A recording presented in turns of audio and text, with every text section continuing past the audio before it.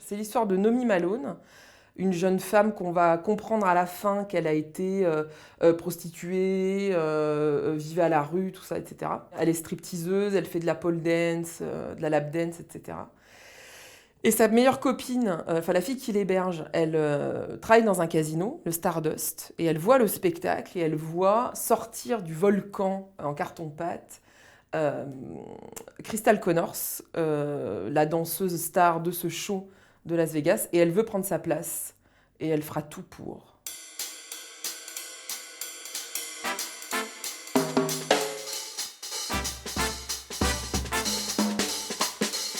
C'est en fait une sorte de cinéma très typique qui s'appelle les Fallen Women, donc les femmes qui tombent. Il y en a plein des films comme ça. Et c'est un film de danse, Showgirls. Donc c'est ces deux trucs-là. C'est-à-dire les femmes qui montent, qui montent, qui montent et qui tombent. Et, euh, et c'est un film de danse, vraiment. Hein. Il y a des grands numéros de danse. Et puis c'est vraiment le truc classique de... c'est la danseuse. Alors elle met pas des bouts de verre dans les chaussons de ses copines, mais enfin, il y a d'autres trucs quoi, du même genre. Mais c'était plus pour, déjà, bon, parler du film que moi j'adore, et surtout parler de son actrice, Elizabeth Berkley, qui, elle, a fait ce film quand elle avait 20 ans, et puis qui n'a plus jamais retravaillé derrière, ou très très peu. Parce que tout le monde l'a trouvée nulle, et qu'elle était à poil pendant tout le film. Et voilà, donc cette fille qui a payé tout ce qu'on lui a demandé de faire finalement, voilà, ça nous paraissait... Enfin, moi j'avais envie de parler de ça, quoi. Moi, mon idée de base, c'était vraiment de faire tout le film toute seule. Vraiment un truc super formel, tous les dialogues toute seule, quoi, comme un monologue. Bon, alors on a essayé, puis on trouvait ça très chiant. Et puis, donc je vais vous faire une confidence. Pendant le confinement, j'allais boire l'apéro chez mon voisin du dessous, qui s'y connaît beaucoup en musique. Et puis un jour, on discutait, nanana, et il me dit, on parlait de rap. Il me dit, tu connais pas Trapped in the Closet de R. Kelly. Donc enfermé dans le placard. Et c'est un... Comment expliquer ça? C'est un film de à peu près 3 heures qui est construit avec des petits clips de 3 minutes chacun. Et c'est comme une grosse telenovelas avec des acteurs qui jouent et qui font du playback. Et lui, il chante tout. C'est-à-dire, c'est lui qui chante tous les rôles.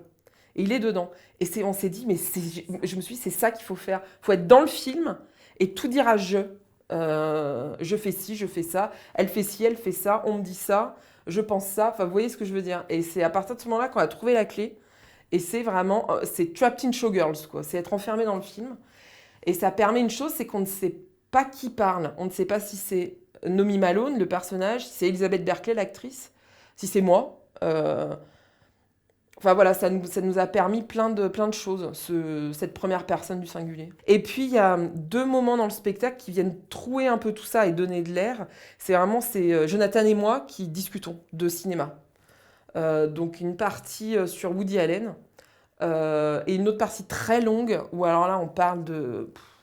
Il y a tout quoi, on parle on parle vraiment de cinéma quoi, vraiment.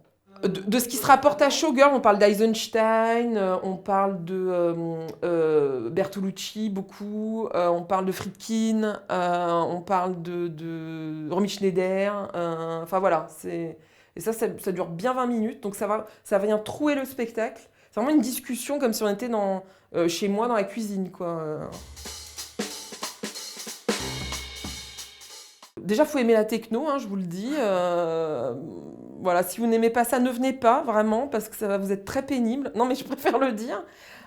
J'ai beau le dire, il y a des gens qui viennent quand même et qui sont comme ça, au premier rang. Non, mais alors, l'histoire de l'oratorio techno, c'est un directeur de salle qui avait trouvé ça, et je trouve que c'est plutôt vrai. C'est vraiment ça. C'est pas du tout une comédie musicale. Enfin, peut-être une sorte, ouais, expérimentale alors, une comédie musicale expérimentale.